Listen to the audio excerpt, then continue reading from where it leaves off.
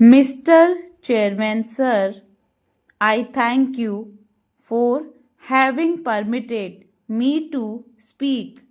The budget presented by our beloved Prime Minister of India is a mixed one which deserves both appreciation and criticism. Being the Maiden budget presented by our Honorable Prime Minister, he can be excused this time with the hope that he will present a pleasant budget at least next time, provided he continues to hold the finance portfolio.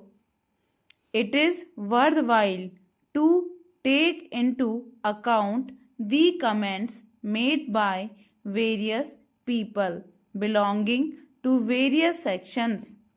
The chambers of commerce people believe that instead of giving relief to corporate sector, government has taxed 30% minimum tax, which will hamper the growth of the corporate sector. This would offset the liberalization on depreciation allowances and would create a serious impact on the share market.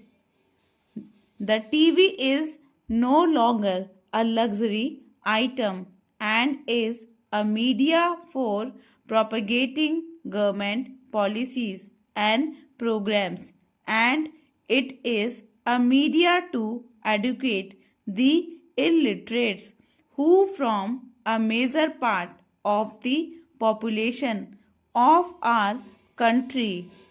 Hence, the price rise is unjustified and unimaginable. The salaried people are the honest tax payers in this country. They all expected a higher selling limit for tax eligibility, but no mention has been made. This has totally disappointed them. Of every rupee that accrues to the central exchequers according to 1987 to 88 budget proposals, 4 paise only come through income tax in this budget. It is worth to praise that housing and education have been given a boost. This will create a motivation among middle class and upper middle class to have their own shelter. It is a legitimate duty of the government to provide such shelter. In that case, our Prime Minister has made a sincere effort in this budget. I welcome this wholeheartedly. In the name of preservation of forest wealth, 35% duty will be levied on plywoods made from prime timber and wood products. It is not logical. As one side, you want to encourage housing, and on the other side, wood and its products would become costlier by this levy. This will cause a further hike in the cost of building construction. I feel this is penny wise pound foolish, but our Honorable Prime Minister has made a humble plea that he invites suggestions from members and other conservationists. He should therefore revise his opinion on taxing wood products. Stop. Para.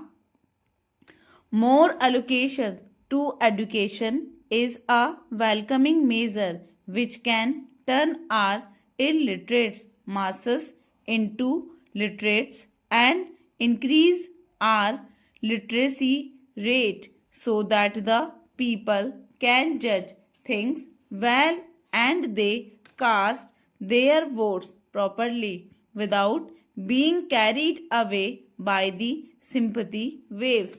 Excise duty on aerated soft drinks and soda being 20 paise and 15 paise per bottle is unwarranted. Soda is not used for mixing up with hot drinks alone by affluent sections but also used by the poor and middle class people to quench their thirst.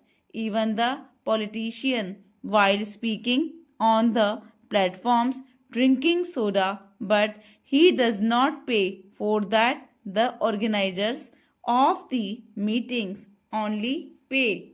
So it has become an additional burden for the people of the lower rank of the party who form the rank and file of the organization. Hence, it is unjustified to increase the excise duty on soda and soft drinks.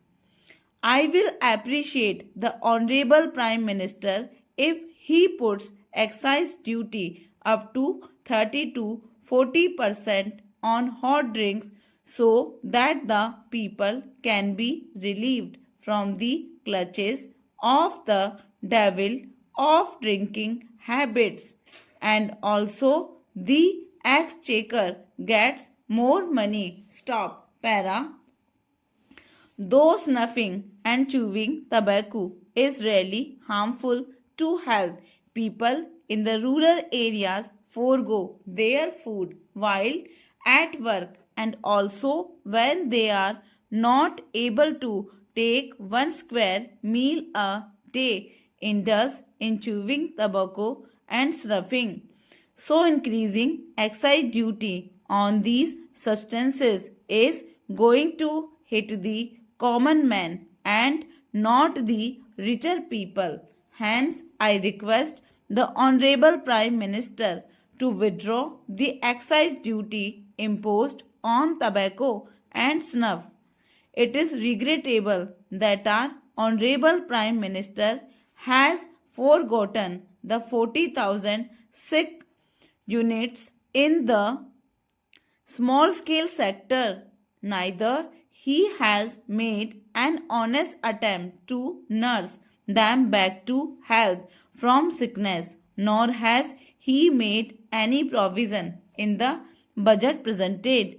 Hence, I request the Honorable Prime Minister to take into account the problems faced by the sick units in the small scale industries. It is unfortunate that the Honorable Prime Minister has not encouraged the banking industry, which has a major role in the national development, like tax incentives to facilitate mobilization of the savings, while creation of National Housing Development Finance Bank is appreciable.